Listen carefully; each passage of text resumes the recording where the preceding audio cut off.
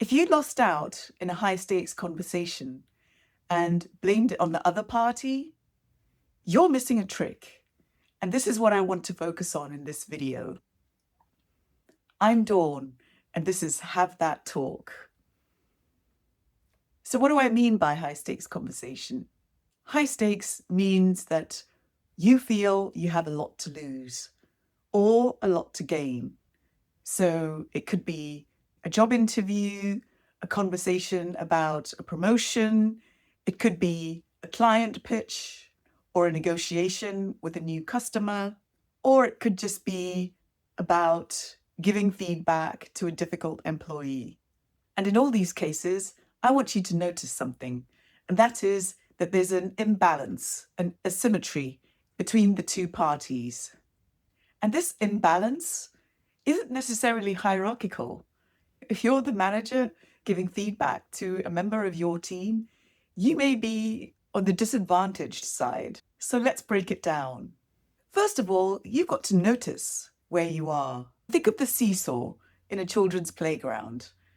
There's a long wooden bar and 2 seats at each end, and in the middle is the pivot. So if you're going into a high-stakes conversation, the other party may be in the position of the heavier child sitting on the one end. So getting up to the other end so that you can even climb onto the seesaw is going to be a struggle. And if you happen to be the one on the heavier end of the seesaw, the heavier end of the argument, then all you need to do is just stand your ground. So keep this picture in mind as you imagine walking into the office of your boss to ask for a 20% raise. How confident are you of being able to walk out with the outcome that you are looking for? Most advice you'll read about high-stakes conversations advises you to go in with confidence, self-assurance, to not show yourself as being too desperate or needy. And this is good advice, but it's not the only tactic that leads you to success. Because going there with your bravado has 2 possible effects. You may intimidate the other person into giving in and conceding to your request, or they may see your confidence as a reason to double down and push back. You'll have triggered their status threat response. They may think, who are you to come in here? Don't you know your place? Aren't you grateful for what we've given you? Are you prepared for that? The cost of misreading the situation is even higher than the cost of losing out, because after this conversation, depending on the outcome, you leave the other party with a certain impression of you. They may be impressed and respect your bravado, your badass negotiation, or they may think, that's a troublemaker. Let's keep an eye on him. So that's the first step. Go in and read the room. But this is only possible if you've done your preparation.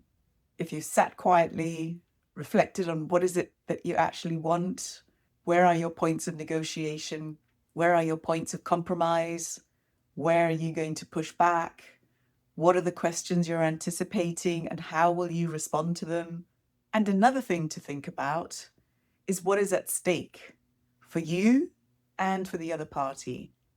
In the salary negotiation, what's at stake for you is being marked as somebody who might resign and leave the company, or become a troublemaker, or just start coasting, not really performing well because you're dissatisfied with the pay that you're getting. What's at stake for the other party? In this case, your manager, representing the company. Well, your manager has to think about what it means for the team if you are singled out as somebody who gets a raise but other people don't. The manager also doesn't want to look like a pushover, that you were able to walk in, grab what you wanted and walk out again. And then there's the headcount budget that your boss has to manage. That's also at stake. And if there's a company-wide hiring freeze, then obviously the mountain that you'll need to climb and the defenses that your manager will be putting up are going to be steeper and higher. So preparing for that enables you to walk into the conversation knowing what you can give and take. And now you're in the middle of a conversation, the seesaw is going up and down, and you're wondering, Okay, how can I bring this to a close? What is my last word? What is my last offer on the table? How much am I prepared to concede? And I know I'm leaving you with more questions and more points to think about and reflect on than I'm giving you answers, because every situation is different. You're dealing with a different person in a different context. That person's agenda will be shifting and changing all the time. So, what I'd like you to take away is not the sense that there's some magic formula that you can follow in order to navigate a high stakes conversation well.